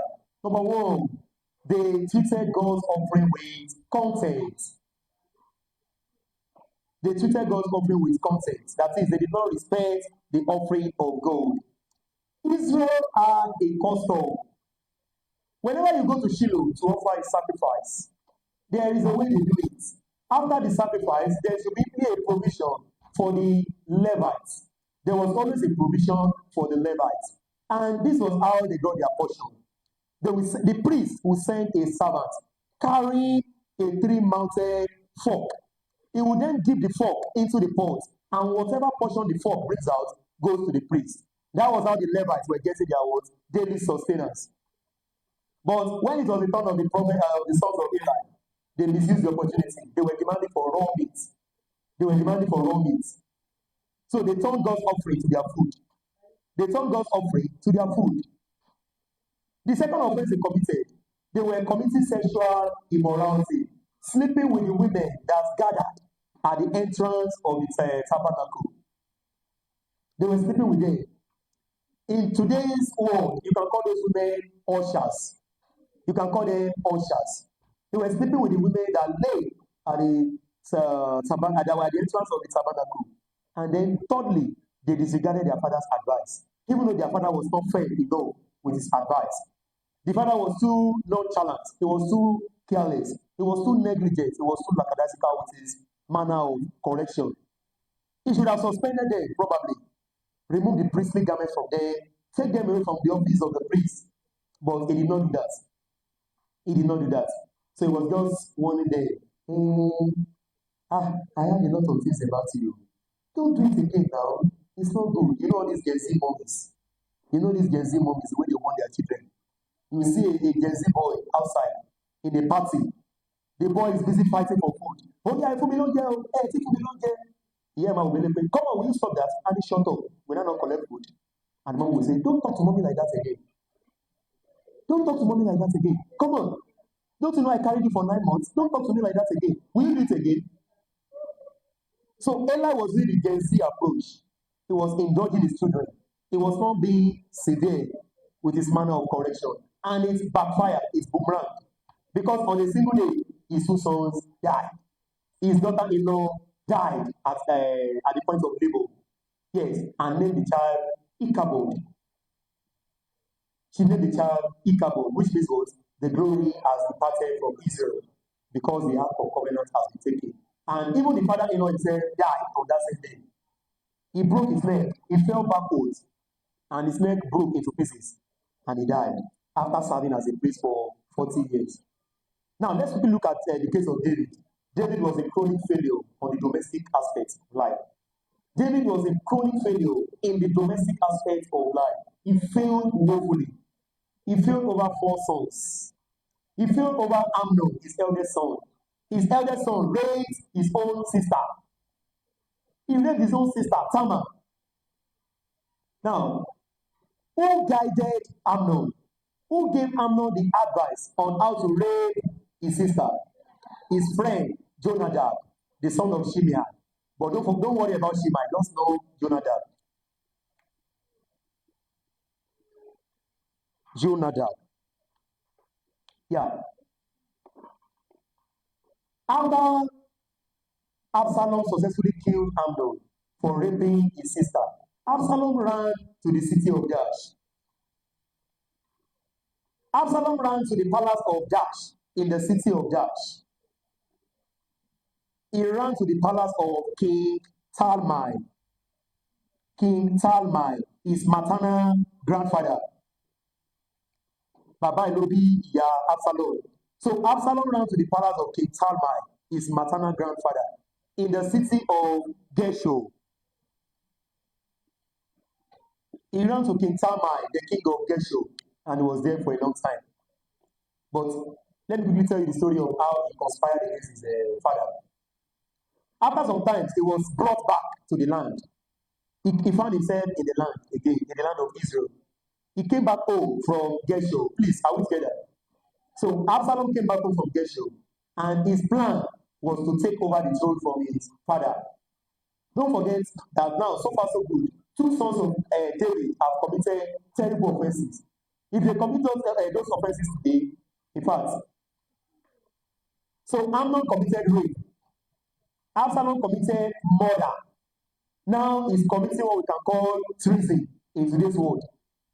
Because in government, if you are asked about the father, okay, a rebellion against a constituted authority is called that. The answer is treason. His father was still on the throne, and yet he was looking for ways to become the king. He was looking for ways to become the king at all costs. So he arranged everything. Please, let's settle down. Please, those understanding. So he arranged everything, and in the course of that, he was able to win the support of some of his father's loyalists. He won the support of Ahithophel, the Gilonites. Ahithophel was one of the wisest counselors in the land. The Bible said whenever he gives a counsel, what will happen? It was always as if it was the voice of God, as if God was the one speaking. So Absalom got the support of Ahithophel, and the battle started. The battle started. And immediately the battle started, David had to run away from home to save his life. But he left his 10 concubines at home to keep the palace. And that was when Absalom raped the 10 of them. Absalom slept with 10 of his father's concubines on a single day. Who gave him the advice to do that? And why did the person give him that advice? Ahithophel gave him the advice. He said, go and sleep with those 10 women of your father. Why? It will symbolize shame that you have disgraced your father. You have disgraced your father. He said, sleep with him. So he followed that advice. Now, there was a friend of David called Hushai. Do you know Hushai? There was a friend of David called Hushai. Hushai was following David before, as David was running away from the land. And after some time, David called him and said, Hushai, please go back home so that you not become a burden to me here. But you will be more useful for us in the palace than here. Go to the palace and monitor everything that Absalom is doing. The 2 sons of the 2 priests will be with you. Send them as what? Messengers to tell me everything. Who were the two priests in the land? Who were the two priests under David? Zadok and Abiathar. So Zadok's son was called Ahimaaz, while Abiathar's son was called Jonathan. So these two guys were the spies in the palace. They were the ones being sent they were the ones that David wanted Hushai to send whenever there was any important message to reveal. Someone said Nathan the other time. Yes, Nathan was a prophet, not a priest. Nathan was a prophet. He was serving as a palace prophet. So now, in the process, Hushai, Hushai. Now let's move on. Are we together? Aha. So this particular, while Hushai went back home, something happened when David and his men got to the city of Bauri. They got to a place called Bauri. Don't worry, I'm not telling you the names of all the cities because they are not significant. But I'm telling you this because this one is very significant. So when they got to Bauri, what happened? They saw a man from the family of Saul called Shimei. Shimei began to curse David at Bauri. He was throwing stones. Please keep quiet. He was throwing stones at David and his men, cursing David. Now, this is what I want to bring from this part. Just something. And it is this. One of David's soldiers made a coat at that time. And they normally ask in the exam that who made this coat? Where were they when this coat was made? And this is the coat. Why should this dead dog curse my lord, the king? Why should this dead dog, why should this dead dog curse my lord, the king? Permit me to go over and take off his head. Why should this dead dog curse my lord, the king? Permit me to go over and take off his head. Who made that statement? Abishai. Abishai made that statement. Who was Abishai? He was a warrior, a soldier, and a younger brother to the army commander called Joab. Joab was the army commander under the reign of David. So that is it. So that statement was made by Abishai in the city of Bauri. In the city of Bauri. So that is it. Now, let's move on. Eventually, Ahithophel gave a second advice.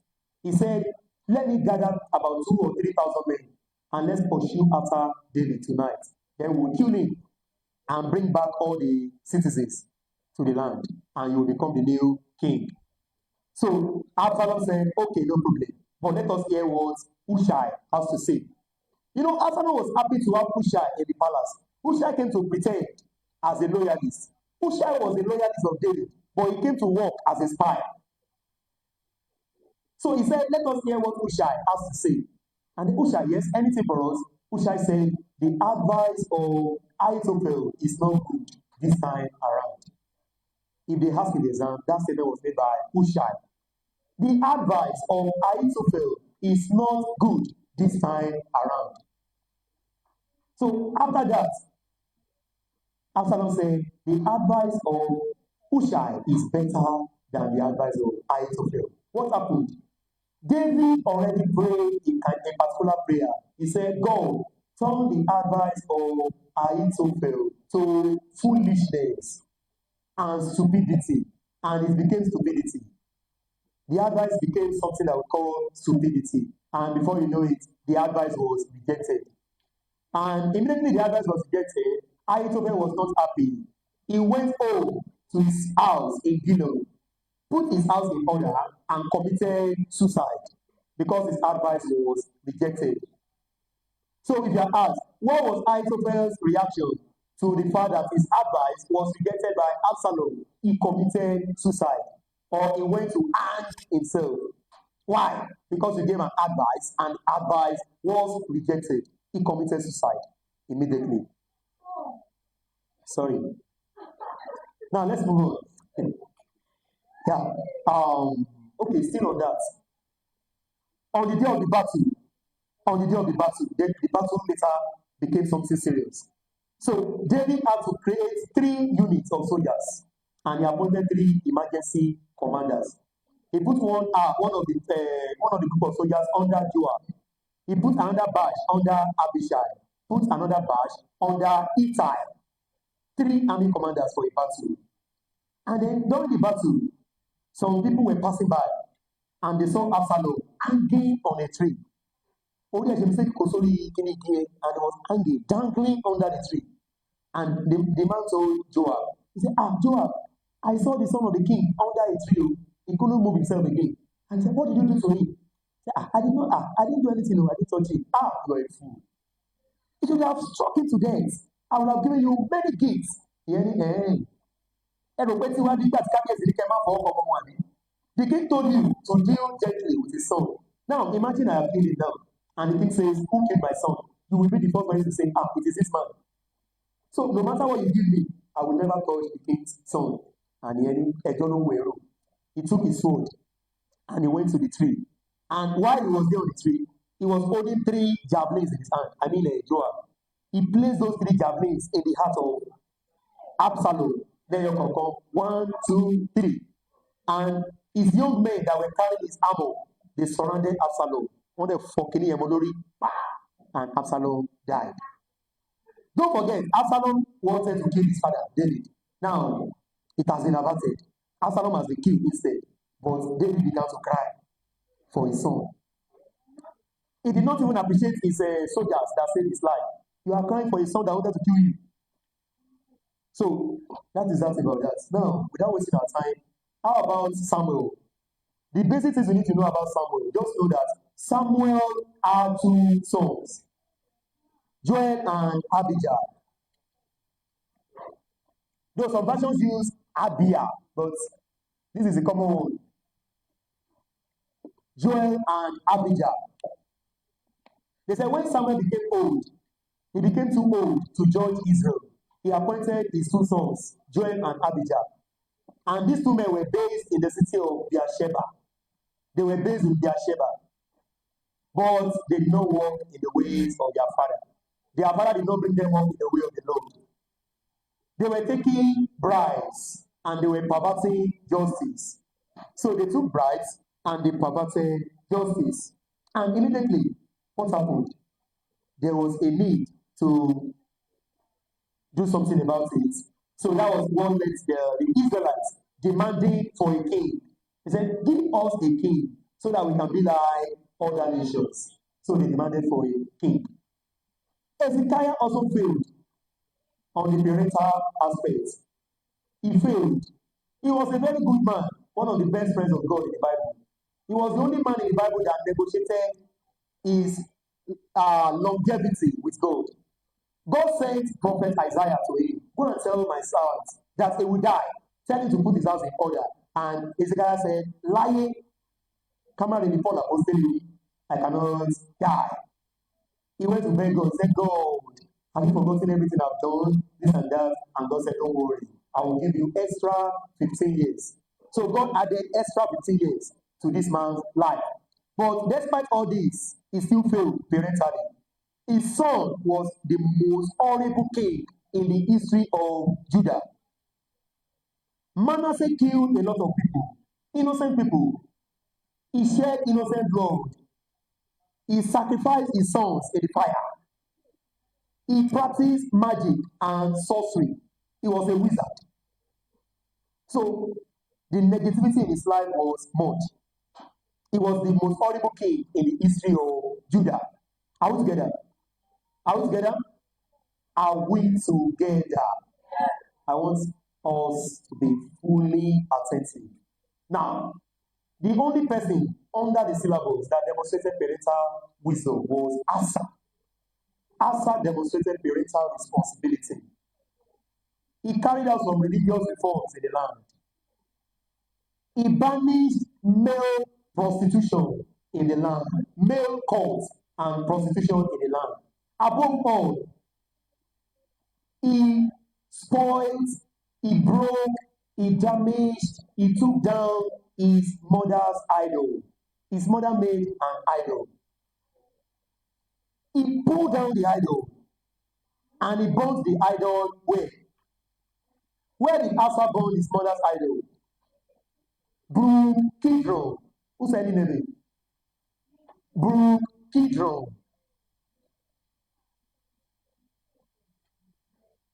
Brook Kidron. He burnt the idols at Brook Kidron. So that is that about that. Don't forget the names of the brooks in the Bible. We have Brook Cherith. That was where Elijah was fed by ravens. We have Brook Kishon. That was where the prophet of Baal were killed. We have Brook Kidron. Two important things happened at Brook Kidron.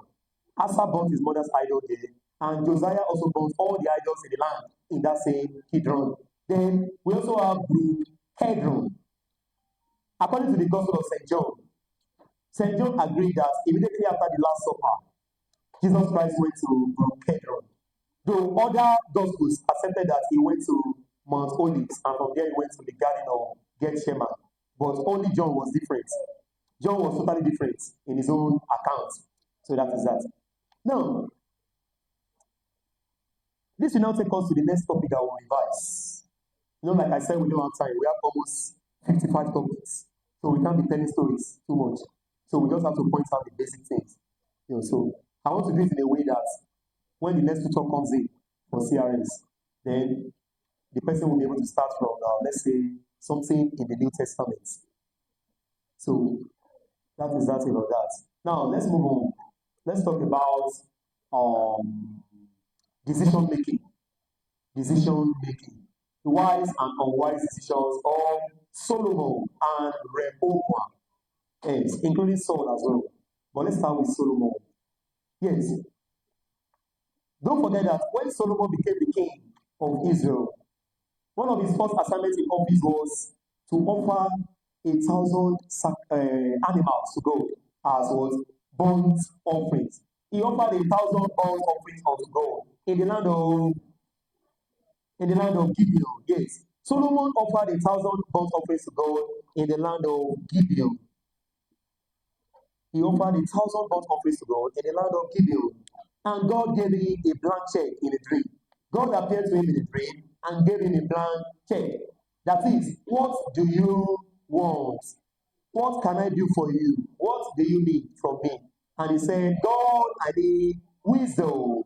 If it were to be you, you will ask for money. You will ask for rice. You will ask for the latest iPhone. You will ask for the latest expensive sandal and shoe. You will ask for the most beautiful girlfriend in the world or the most handsome boyfriend in the world. Some of you will be busy asking for those things. You will not remember your jam score. Yes. You'll be busy about those things. You will never remember jam. And then, but Solomon asked for what? Wisdom. Solomon asked for wisdom. He said, these people are too much. I need the wisdom of God to govern them. And God said, wow, because you have asked for this. You did not ask for money. You did not ask for long life. You did not ask for the life of your enemies. I will do it for you. Who are those people making noise? He said, I will do it for you. And God did it for him.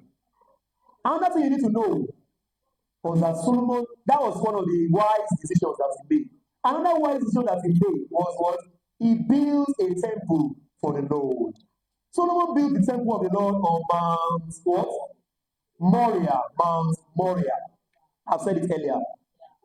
Solomon took how many years to build the temple of the Lord? Solomon took 7 years to build the temple of the Lord. But how many years did it take him to build his own house? It took him 13 years. Yes. Solomon built the house of God within 7 years, and he built his own house within 13 years. Yes, we are talking about wise decision making. Who was supposed to build that temple originally? It was David. But God said, David's hands are soiled with blood. He was a man of blood. He said, Solomon will be the one to do it for me. And Solomon did it. Now, still under this, how did Solomon get building materials to build the temple of the Lord? He had a trade agreement with Hiram, the king of Tyre, or you want to call it Tyre. Just know the spelling. So he had a trade agreement with Hiram, the king of Tyre. This is the spelling of Hiram. The king of Tyre or Tyre, depending on what you want to call it. It's not an English word anyway, so it's a name. So this king was giving Solomon what? Cedar. Cedar is like what? Plank, like wood. Something that you use for building materials, maybe cement or something. So building materials. So he gave him cedar from Lebanon. And what did Solomon give the king in return? He gave the king wheat and oil to feed his nation. So they did a kind of trade by barter. Give me cedars to build a house, and I will give you wheat and oil to feed your household and your nation. And they did that. What was the relationship between Hiram and Solomon? Hiram was a friend to Solomon's father, David, while David was still alive. So he extended the same hands of friendship to Solomon, his friend's son. Now, another wise decision that this man took was how he settled the case of the two prostitutes. There were two prostitutes living in a house, and then both of them gave birth around the same time. They were living in the same house. Now, in the middle of the night,